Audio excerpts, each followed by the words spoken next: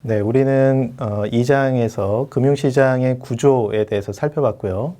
금융시장의 기능에 대해서도 살펴봤습니다. 금융시장의 기능은 다른 시점으로 현금을 이동시키거나 또는 위험을 이전하거나 분산 투자할 수 있는 그런 툴을 제공한다는 것, 또 유동성 공급, 지불 수단 제공, 또 특히나 가격 정보를 제공한다는 측면에서 금융시장은 굉장히 중요한 역할을 하고 있다라는 것 정도까지 제가 설명을 드렸습니다. 방금 이제 설명했던 것 중에 이자율 정보에 대해서 우리 이야기할 수 있는데요. 채권 시장의 이자율이라고 하는 건 이 크레딧 레이팅이라고 나와 있는데 그 신용 등급에 따라서 달라진다라고 할 수 있겠습니다. 나중에 우리 이제 채권 쪽 6장에 가서 다시 한번 설명할 텐데요. 참고로 제가 이 정도만 설명을 드려볼까 합니다. 채권의 등급이라고 하는 건 여기 보면 뭐 트리플 A 등급부터 이제 여기 세계 3대 신용평가 기관이 있죠. 무디스나 S&P나 피치 같은 이런 신용평가 기관들도 이렇게 한 10등급 정도 나눠놓고 그 신용등급을 평가를 하는데요. 가장 좋은 게 이제 트리플 A 등급이고요. 제일 좋은 퀄리티를 가지고 있죠. 그러니까 여기 디폴트라고 하는 게 바로 그 채무 불이행, 그렇죠. 그 이자와 원금을 돌려주지 못하는 그런 위험을 우리는 디폴트 리스크라고 하는데 이것들이 가장 작은 아주 우수한 등급의 기업들을 트리플 A 등급이라고 하고 아래로 내려갈수록 이제 점점 그런 채무 불이행 위험이 높아지는 거죠. 그래서 B 혹은 이제 C 단계로 갈수록 이제 아주 위험한 채권이다. 이제 우리가 그렇게 표현하기도 합니다. 네, 어쨌든 이렇게 신용 등급이 높으면은 이자율이 어떻게 될까요? 그러니까 이 채권에도 채권 발행 금리라는 게 있는데요.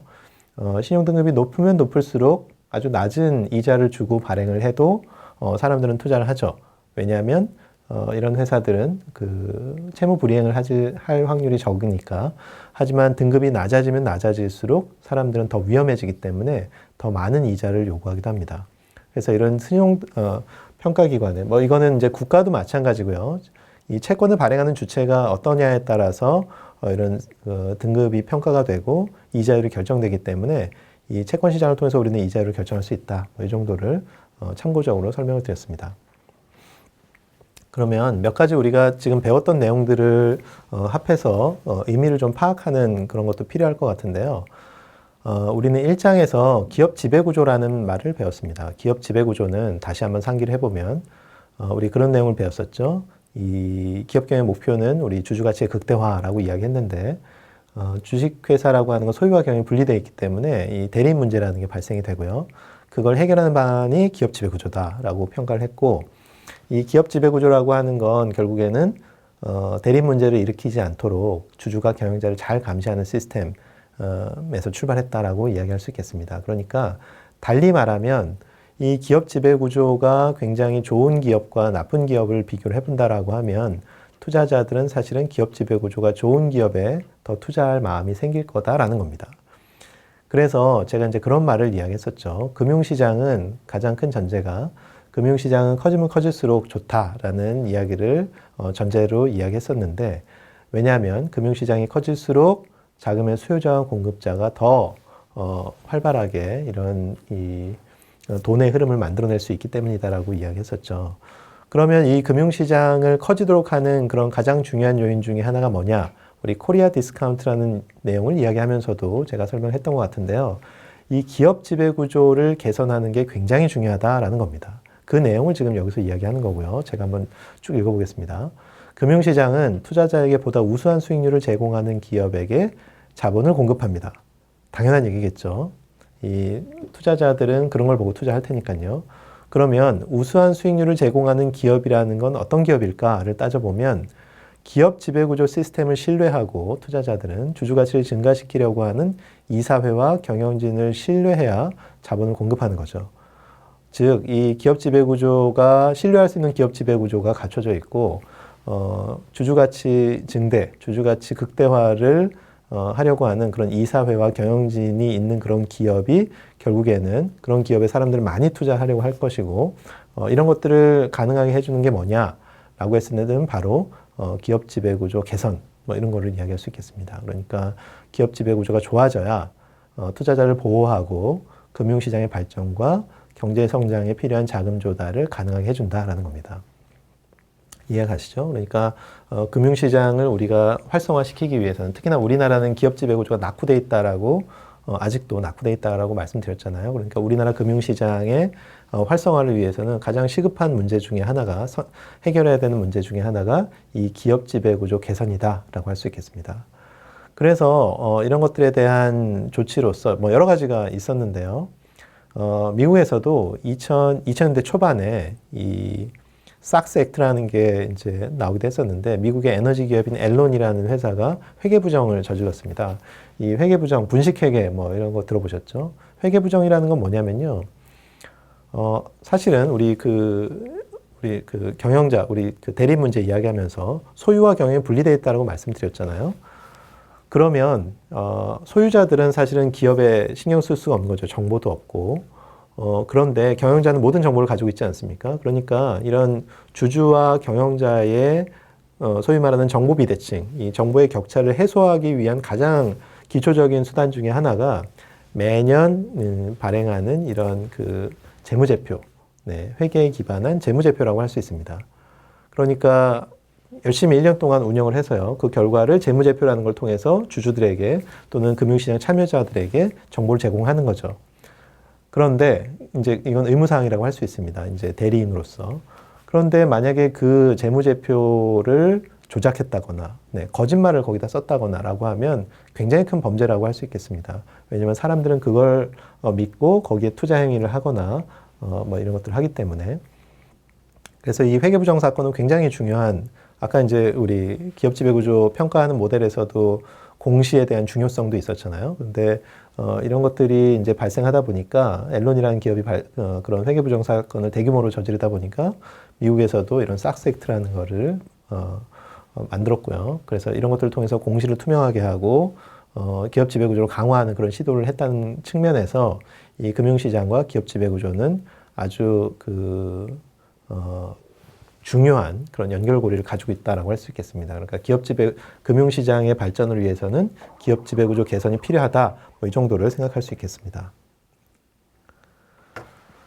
이건 조금 더 복잡한 이야기라고 할 수 있는데요. 우리 자본 비용이라는 내용에 대해서 아직 충분히 배우지 않았기 때문에 이 자본 비용과 금융시장이 어떻게 연결되어 있느냐, 방금은 우리가 금융시장과 기업 지배구조가 어떻게 연결되어 있느냐 이걸 좀 살펴보는 거였다면 여기서는 이제 자본 비용과 금융시장이 어떻게 연결되어 있는지를 살펴보는 게 목적인데 아직은 조금 이해하기 어려울 수도 있습니다. 제가 일단 설명을 한번 해볼게요. 자본 비용이라고 하는 건 자본 투자에 대해서 받아들일 수 있는 최소한의 수익률이라고 이야기하는데 자본 비용보다 높은 수익률을 제공하는 투자는 기업 가치를 증가시킨다라고 할 수 있습니다. 당연한 얘기죠. 그런데 그러면은 이 자본 비용이라고 하는 건 이제 아까 제가 이야기했었잖아요. 예를 들어서 은행에서 대출을 받았는데 이자를 5% 주기로 했다라고 하면 그 5%라는 게 바로 자본 비용이 되고요. 제가 어떤 사업에 투자안을 평가할 때요. 그 투자안에서 나올 수 있는 수익률이 만약에 5%가 안 된다라고 하면 그때는 그걸 하지 말아야 됩니다. 당연하죠. 이자도 못 갚는 상황이 되는 거니까. 하지만 수익률이 5%를 넘어간다라고 하면 그때는 이제 우리가 해볼 수 있는 거죠. 네, 5% 이자 주고 나서도 이득이 생기는 거니까. 그러니까 이 5%라고 하는 건 우리가 어떤 의사결정을 내릴 때 기준이 되는 굉장히 중요한 그런 수치라고 할 수 있습니다. 그게 바로 이제 자본 비용이라는 거죠. 네, 그러면 우리가 이렇게 자본 비용이 중요하다라는 거는 알았는데 그러면 자본 비용을 알려고 하면은 어떻게 해야 될까? 이게 굉장히 중요하죠. 결론부터 이야기하면 자본 비용을 알 수 있는 방법은 금융시장을 통해서 알 수 있다는 겁니다. 그러니까 여기 보면 금융시장에서 투자와 기대 수익률이 기업 투자에 대한 자본 비용을 결정한다라고 이야기하는데 기업이 위험한 투자를 한다라고 하면 기회비용은 투자자가 금융시장에서 같은 정도의 위험을 갖는 투자에서 얻을 수 있는 기대 수익률이다라고 이야기합니다. 그러니까 조금 말이 어렵죠? 제가 자본 비용을 어떻게 파악할 수 있냐면요. 그러니까 제가 어떤 A라는 회사에 투자를 하려고 하는데 A라는 회사의 신용등급은 트리플 B 등급이라고 해보겠습니다. BBB 등급입니다. 그러면 이 회사에 투자할 때 자본 비용이 뭘까를 따졌을 때는요. 금융시장에서 비슷한 위험을 갖는, 여기 보면 금융시장에서 같은 정도의 위험을 갖는 투자에서 얻을 수 있는 기대 수익률이라고 되어 있죠. 금융시장에서 트리플 B 등급을 갖는 그런 회사들이 일반적으로 제공하는 자본 비용, 예를 들어 그 뭐 채권이라고 표현을 해볼게요. 제가 A라는 기업에 채권에 투자하려고 하는데요. 트리플 B등급의 이 A라는 회사가 발행하는 채권에 이자율이 있을 겁니다. 그런데 그 이자율은 비슷한 정도, 트리플 B등급을 갖는 다른 금융시장의 다른 회사들이 제공하는 그런 이자율보다 높아야 제가 여기다 투자를 할 겁니다. 예를 들어서 트리플 B등급의 그런 회사들이 시장에서 평균적으로 채권 발행했을 때 8% 이자를 제공한다라고 가정해 보겠습니다. 그러면 그게 이제 자본 비용이 되는 거죠. 이 A라는 회사는요, 그 자본 비용, 비슷한 회사들이 발행하는 그것보다 더 높은 수익률을 줬을 때 제가 거기다 투자할 유인이 생기는 겁니다. 그러니까 이 자본 비용이라는 걸, 그러니까 저는 이제 그렇게 판단하는 거죠. 그 8%라는 걸 기준으로 이 회사, A라는 회사가 더 많이 주느냐, 더 작게 주느냐에 따라서 제 투자 의사 결정이 이루어질 겁니다. 만약에 더 많이 준다라고 하면 저는 여기다 투자할 거고요. 만약에 더 적게 준다라고 하면 다른 기업에 투자를 하겠죠. 네, 그러니까 그 기준을 제공해 주는 게 바로 자본 비용인데 그 자본 비용은 어디서 알 수 있느냐? 결국 금융시장을 통해서 알 수 있다는 겁니다. 그래서 이 금융시장과 자본 비용에 어떤 관계가 있느냐라고 물어보면 자본 비용이라고 하는 건 회사의 재무 의사 결정을 하는데 굉장히 중요한 그런 기준이 되는데 이걸 알 수 있는 건 바로 금융시장을 통해서 알 수 있다라고 정리를 하면 되겠습니다. 그래서 앞에서 제가 얘기했던 금융시장과 기업 지배구조의 관계, 또 이 페이지에서 얘기했던 자본 비용과 금융시장의 관계 이런 것들을 여러분 잘 이해할 필요가 있겠습니다.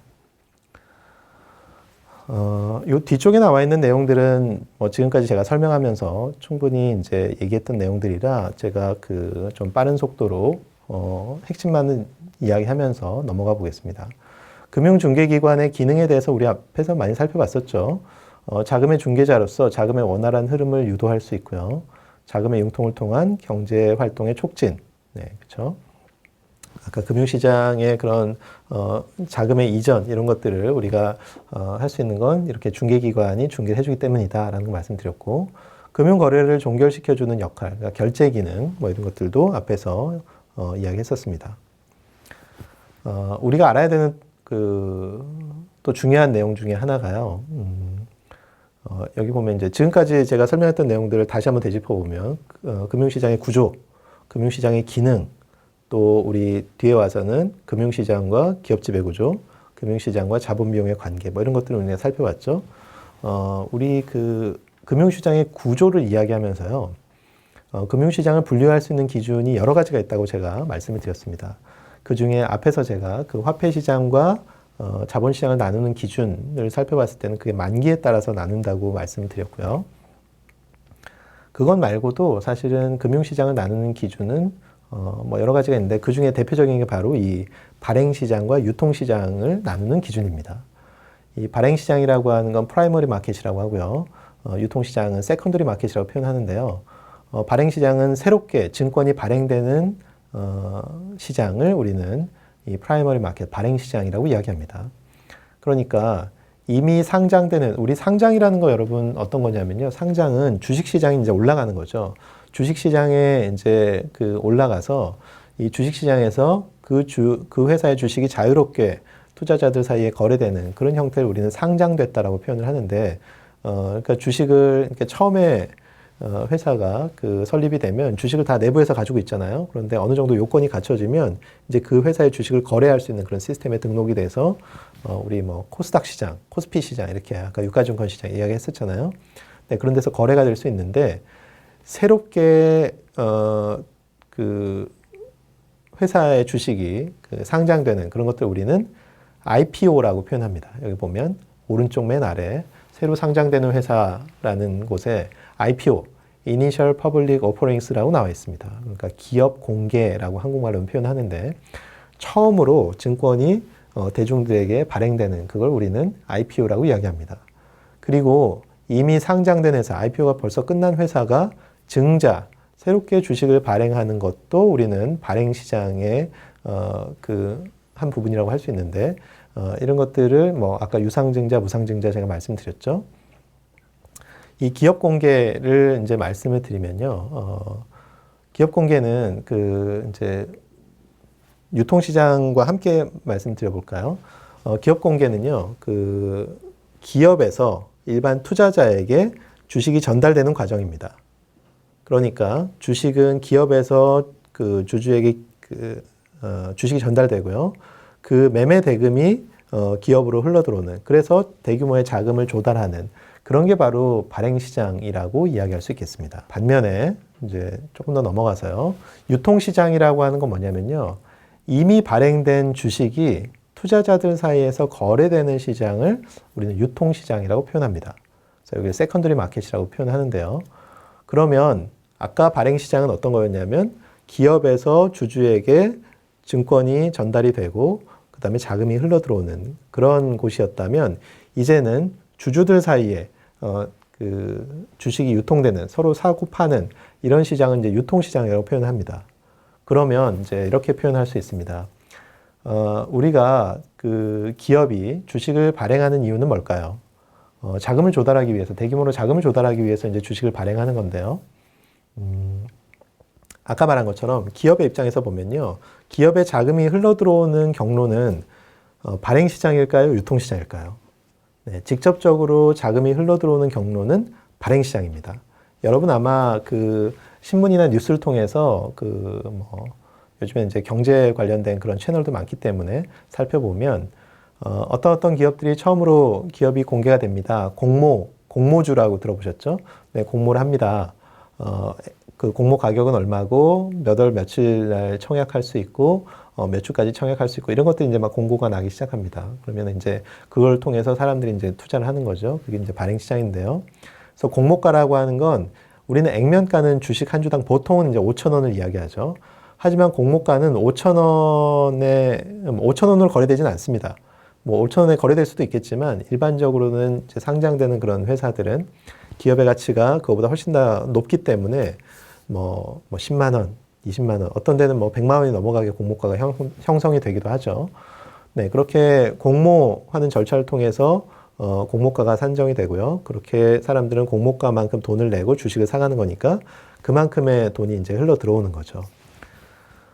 실제로 유통시장에서는요, 그 주주들 사이에 거래되는 거기 때문에 기업에 직접적으로 돈이 들어오지는 않습니다. 그러면 제가 이렇게 이야기할 수 있어요. 제가 여러분한테 이렇게 질문할 수 있는데요. 기업의 자금 조달이라는 측면에서 보면 발행시장은 중요하고 유통시장은 중요하지 않다. 이런 명제에 대해서 한번 논해보세요. 이렇게 이야기할 수 있습니다. 여러분 어떻게 생각하세요? 아까 제가 설명드렸던 것처럼 직접적으로 돈이 들어오는 곳은 발행시장이니까 유통시장, 주주들 사이에 거래되는 뭐 이런 것들은 별로 중요하지 않구나 이렇게 생각할 수도 있겠죠. 하지만 정답은 그렇지 않다입니다. 정답은 두 시장 모두 중요하다라는 겁니다. 왜 그러냐면 만약에 유통시장이 없다라고 가정을 해보겠습니다. 유통시장이 없으면요. 제가 어떤 회사가 주식을 발행을 했습니다. 그러면 제가 거기다가 예를 들어서 1,000만 원을 투자를 했어요. 그런데 이 1,000만 원 투자한 돈은요. 저는 이제 주식을 가지고 있는 거죠. 이 가지고 있는 주식을요. 제가 갑자기 급한 일이 생겨서 이걸 현금으로 다시 바꾸고 싶습니다. 그런데 이 회사한테 내 주식 돌려드릴 테니까 다시 돈 돌려주세요. 라고 하면 회사는 돌려주지 않아요. 네. 주주로서 투자가 된 거기 때문에. 그러면 어떻게 하면 저는 이 돈을 다시 제 투자 원금을 찾을 수 있을까요? 만약에 유통시장이 존재한다라고 하면 이 회사의 주식을 사고 싶은 다른 사람에게 이 주식을 팔면 될 겁니다. 그러면 저는 원금을 회수하는 거죠. 그래서 이렇게 유통시장이 활발하게 형성되어 있지 않은 경우에는 사람들이 이 회사의 주식에 덜컥 내가 투자하고 할 수가 없다는 거죠. 네, 이렇게 유통시장이 언제나 현금화할 수 있는 그런 유통시장이 활발하게 형성이 돼 있어야 저는 거기다가 마음 놓고 투자를 하게 될 겁니다. 그래서 여기 보면 거래된 증권의 유동성을 높여준다라는 측면에서 유동성을 제공한다라는 측면에서 유통시장은 굉장히 중요한 그런 역할을 하고 있습니다. 만약에 유통시장이 없으면 사람들은 발행시장에서 절대로 투자하지 않을 거예요. 또 하나는요, 유통시장이라는 걸 통해서 아까 우리 발행할 때 공모가를 산정한다라고 말씀을 드렸는데 이 공모가라고 하는 건 일단 수요 조사를 합니다. 이 공모하는 절차를 아주 간략하게만 설명을 드리면 일반적으로 A라는 기업이 그 상장을 할 때는요, 스스로 이렇게 상장하는 절차를 진행하지 못합니다. 그러니까 이런 금융 전문 기관에다가 뭐 증권회사라든지 보통 IB라고 하죠. 네, 투자은행 업무를 하고 있는 그런 금융기관에다가 주식을 발행해 달라고 이제 대행을 맡깁니다. 그러면 이 투자를 발행을 대행받은 그런 금융기관은요, 일단 수요 조사를 해요. 이 회사의 주식이 발행됐을 때 얼마나 많은 사람이 여기에 투자할 것인가, 이 수요 조사를 통해서 공모가라는 걸 산정을 하는데요. 이 공모가라고 하는 건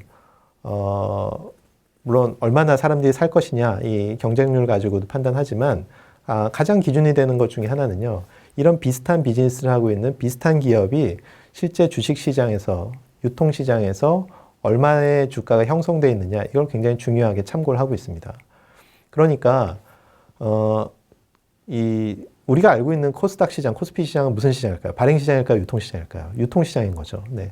이 유통 시장을 통해서 적정 가격에 대한 그런 정보를 얻을 수 있기 때문에 이 유통 시장은 공모가를 산정하는 측면에서도 굉장히 중요한 역할을 하고 있다라고 이야기할 수 있겠습니다. 그러니까 기업의 입장에서는 이 기업의 자금이 들어오는 건 사실은 공모가에 해당하는 금액만큼이 들어오는 거잖아요. 그러니까 그 공모가에 해당하는 적정 가격을 산정하는, 뭐 나중에도 마찬가지입니다.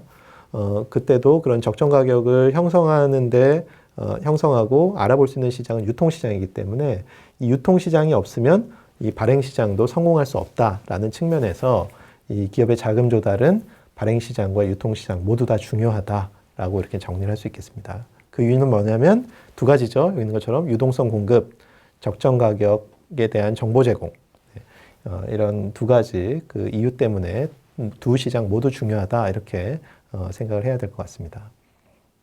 그래서 이 금융시장을 아까 이제 앞에 한번 넘어가 보세요. 그 금융시장의 구조를 제가 설명하는, 금융시장의 분류에서 보면 만기에 따라서 그 화폐시장과 자본시장으로도 나뉘었지만 그 아래 이 성격에 따라서 발행시장과 유통시장으로 나뉠 수도 있다는 게 이제 표현이 되어 있습니다.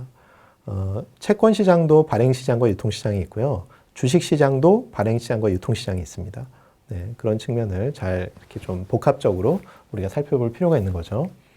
그래서 유통시장의 구조, 뭐 아까 제가 이렇게 스킵하고 넘어왔는데 이 발행시장에 보면 자본시장을 통한 자금 조달 추이를 살펴보면 우리는 압도적으로 이제 채권 비중이 높아왔다는 걸 이제 볼 수가 있고요. 그리고 뭐 유통시장은 어떤 게 있냐? 아까처럼 유가증권 시장, 코스닥 시장, 파생상품 시장 뭐 이런 걸 봤고요. 또 장외거래소가 있다는 것도 이제 참고로 알아두시면 되겠습니다. 그래서 이 유통시장이라고 하는 건 거래소에 상장된 증권이 거래가 되는 건데 뭐 조금 이건 세부적인 사항인데 투자자들은 거래소의 회원인 증권회사를 통해서 위탁 매매를 할 수 있고 여러분도 그렇죠. 만약에 주식시장에 참여하려고 하면 증권회사 어플을 통해서 지금 하고 있죠. 모바일 통해서 여러분 대부분 하실 텐데 이렇게 증권회사 뭐 예전에 제가 그 네덜란드 암스테르담 얘기를 한번 하기도 했었는데 그때는 상당히 최근까지도 이 증권거래소 안에 들어가서 매매를 할 수 있는 사람은 허가받은 그 증권 그 회사 직원들밖에 없었습니다. 그렇죠? 그러니까 그런 사람들한테 제가 위탁을 맡기는 뭐 이런 것들 아마 뭐 영화나 뭐 이런 것들을 통해서 보실 수 있었을 겁니다. 그래서 이런 것들을 할 수 있고요.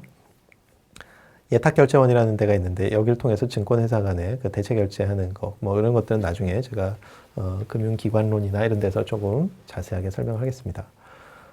두 가지가 있었는데요. 유가증권 시장, 즉 코스피 시장이 있고요. 코스닥 시장이 있는데 코스닥 시장은 이 코스피 시장은요. 우리나라 그 기업 데이터를 한번 살펴보면 한국은행이 집계하고 있는 그런 우리나라 기업 수 정도로 보면 한 70만 개 정도를 보유를 하고 있는데 이걸 뭐 소상공인까지 넓히면 한 200만 개 이렇게 추산을 하고 있습니다. 그런 그 한 60만 개 정도 리스트업된 그런 회사들 중에 가장 우수한, 가장 규모가 큰 그런 회사들이 상장돼서 거래되고 있는 데가 바로 그 코스피 시장이라고 할 수 있고요. 코스피 시장에 약간 1000개가 좀 안 되는 그런 회사들이 등록이 돼서 거래가 되고 있고요. 그런데 이 유가증권 시장에서 그러니까 상장이 돼야 주식을 통해서 뭔가 우리가 자금 조달할 수 있는 거죠. 그런데 이 문턱이 너무 높다 보니까 이 기업들은 자본 조달에 대한 그런 니즈가 있기 때문에 이것들을 조금 더 문턱을 낮춰서 특히 기술 기반의 그런 기업들한테 유가증권 시장으로 가기 위한 그런 중간 단계로서 코스닥 시장이라는 걸 이제 개장을 하기도 했습니다. 그래서 이 코스닥 시장 이라는 건 한 1,500개 정도 되는 기업들이 지금 상장돼서 거래가 되고 있는데, 그러니까 총 하면 한 2,500개 정도 되는 거죠. 네, 그 정도 기업들이 거래가 되고 있다라고 이제 이야기할 수 있습니다. 이런 것들이 이제 유통시장이에요.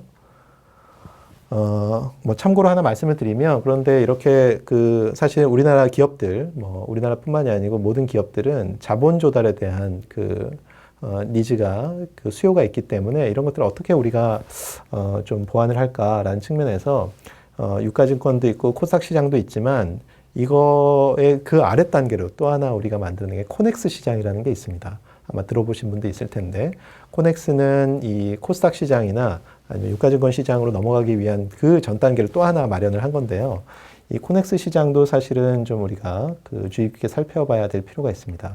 이 코넥스 시장이 개장된 지 몇 년이 지났는데 아직까지도 사실은 자리를 잡지 못한 게 현실이에요. 그래서 이런 금융시장의 이슈 중에 하나로서 제가 코넥스 시장에 대한 정보, 또 신문기사도 한번 가져와 봤는데, 기업 성장의 또 다른 하나의 축으로서 코넥스 시장이 관심이 집중되기도 했었지만 규모가 그렇게 크지는 않아서 인기가 이제 시들었다. 뭐 이런 것들이 이제 발표가 되고 이제 하기도 했습니다. 그래서 이런 유통시장으로서 코넥스 시장, 이 자본 조달에 대한 그런 루트를 하나 우리가 나중에 기회가 되면 조금 더 제가 자세하게 설명드릴 기회가 있지 않을까 싶습니다. 네, 그래서 여기 보면 유통시장의 뭐 다른 형태들도 이렇게 쭉 나와 있고요. 그 유통시장의 총괄표를 보면 우리 주식시장이 얼마나 이렇게 성장되어 왔는지 이런 것들도 이제 한번 채권 시장도 마찬가지고요. 이렇게 한번 살펴볼 필요가 있고요. 간접 투자, 직접 투자에 대한 내용은 제가 아까 설명을 드렸습니다. 여기를 통해서 이제 마지막 설명을 좀 하고 마무리를 하려고 하는데요. 사실 금융상품에 대한 내용을 이야기할 게 너무나 많은데, 우리는 이 페이지를 통해서 제가 설명드리려고 한 건 뭐냐면, 이제, 왼쪽 축에 보면 금융상품 구분이 나와 있죠. 우리는 투자라고 하면 금융상품을 다 수익률을 기준으로 살펴보는 경우가 많은데요. 항상 지금부터 여러분은 이 투자라고 하는 건 두 가지 디멘전을 꼭 고려해야 된다는 걸 기억하시길 바라겠습니다. 투자는 수익과 위험 두 가지를 고려해야 됩니다. 그래서 이제 이 오른쪽으로는 초고위험, 고위험, 중위험, 저위험, 무위험 이렇게 나와 있죠. 위험의 단계에 따라서 우리가 접근할 수 있는 금융상품이 굉장히 다양하다라는 걸 살펴보고요. 뭐 예를 들어서 아까 말한 선물 옵션이라든지 파생상품 이런 것들은 굉장히 초고위험이죠. 하지만 뭐 채권이라든지 아까 제가 설명했던 MMF 같은 것들, 또 국고채나 이런 것들은 무위험에 해당하는 뭐 이런 금융상품들도 있다. 그래서 이제 2장에서는 금융시장의 구조랑 금융상품의 아주 일부를 제가 좀 설명을 해봤는데, 제가 디테일은 설명하지 않았지만 이 금융상품은 이 투자 위험과 수익률에 따라서 이렇게 다양하게 구성이 되어 있다는 걸 기억을 하시고, 추후에 기회가 되면 제가 금융상품에 대해서 조금 더 설명하는 걸로 마무리를 하면 될 것 같습니다. 네, 지금까지 재무관리의 1장과 2장의 내용을 아주 간략하게 살펴봤는데요. 1장과 2장의 내용은 전체 재무관리에서 다루는 내용을 좀 개괄하는 그런 내용이라고 할 수 있습니다. 그래서 그런 내용들을 바탕으로 이제 좀 디테일을 이제 3장부터 좀 설명할 예정이고요. 이런 것들을 통해서 여러분이 재무관리에 대한 이해도가 조금 깊어졌기를 기대를 하겠습니다. 네, 이상으로 마치겠습니다.